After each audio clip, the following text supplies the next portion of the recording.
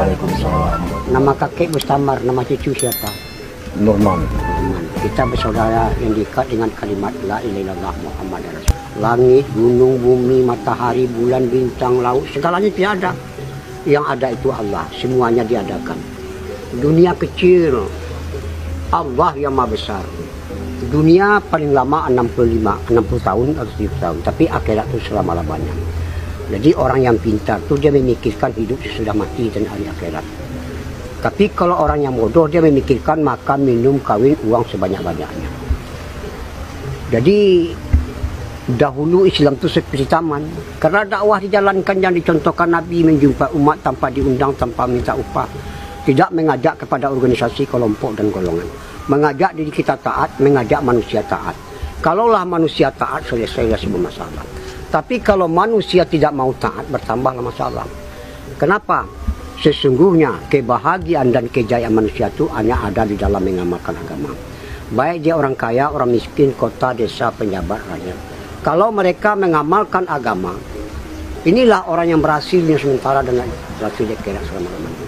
Kalau dia mengamalkan agama, selesailah semua masalah. Tapi kalau mereka tidak mau mengamalkan agama, bertambahlah masalah. Dan sekarang Islam itu sudah seperti hutan belantara.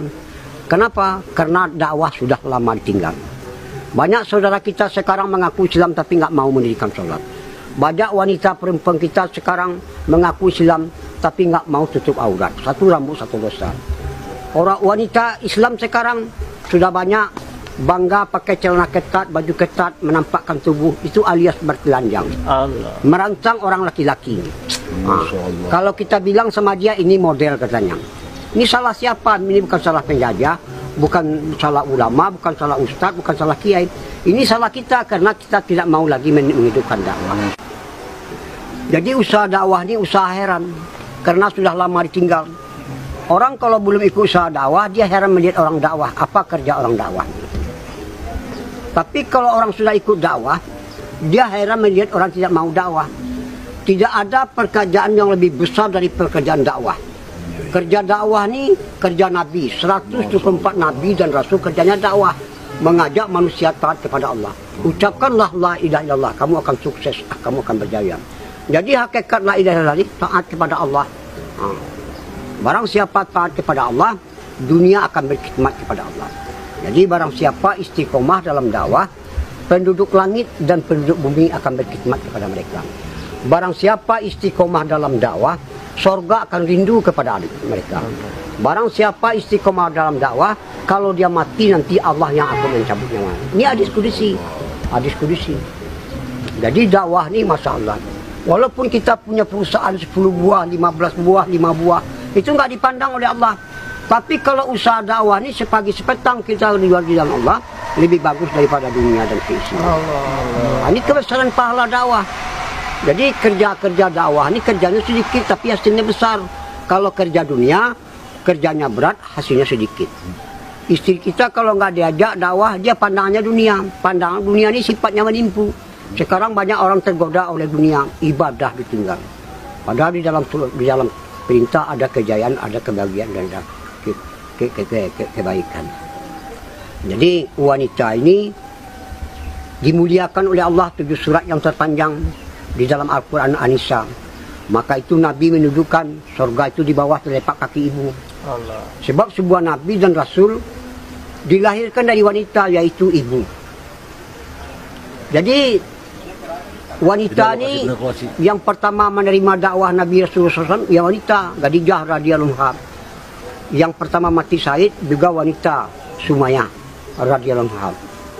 Jadi wanita ini diciptakan dari tulang bengkok kiri, tulang lemah. Jadi wanita ini nggak bisa dikerasin, dilemah lembutkan, disayang-sayang, dimanja-manja, disenang-senangi. Sebab di zaman sahabat, wanita ini tugasnya membina anak untuk agama dan melayani suami.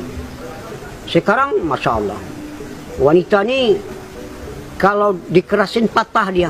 Allah. Jadi wanita ini tugasnya membina anak untuk agama dan melayani suami.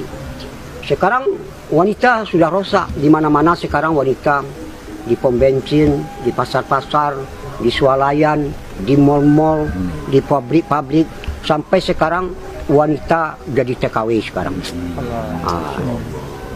Ngaku sayang sama istri, tapi justru istri disuruh sebagai penanggung jawab.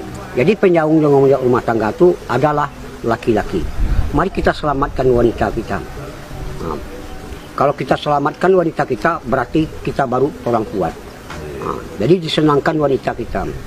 Selalu kita menafikan dunia ini. Allah Khalid, Allah Malik, Allah Razik, Allah Sami, Allah Basir, Allah Alim. La ilaha illallah. Jadi rahasianya dakwah ini, walau 4 bulan IPB, walaupun 4 jalan kaki, 4 bulan jalan kaki, 4 bulan biasa, 40 hari jalan kaki, 40 biasa, tapi 3 harinya nggak dijaga. Allah. Ini akan amburadul. Jadi kita dakwah ini tak ubahnya seperti nanam padi. Jadi kalau keluar 40 hari, 4 bulan itu masa training latihan yang dakwah tu dimakomi di kampung kita sendiri. Jadi kalau dakwah, kalau kita keluar dakwah dikencangi, kalau dimakomi akhlak dinampakkan khidmat.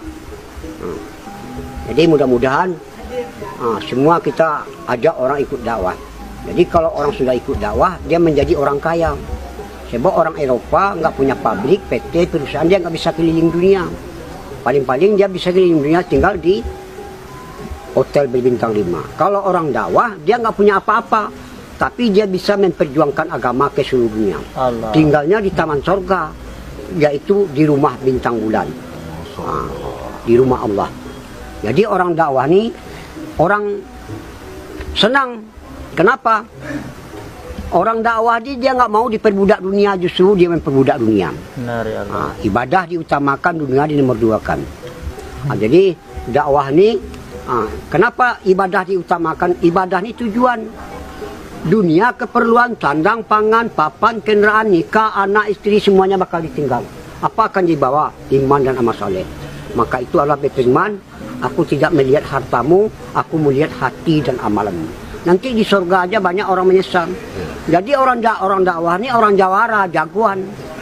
Dia nggak mau tahu siapa, mau tentara, ABRI, mau polisi, mau preman, apa saja lapisan masyarakat dia datangi, diajak supaya ikut usaha dakwah. Jadi kita, sebab dakwah ini tugasnya 3, ta'aruf, ta'aluf, targhib, dan taskin. Insya Allah kita semua ikut dalam usaha dakwah. Insya Allah. Kita tutup dengan doa para majelis. Subhanallah wa bihamdihi. Assalamualaikum warahmatullahi wabarakatuh.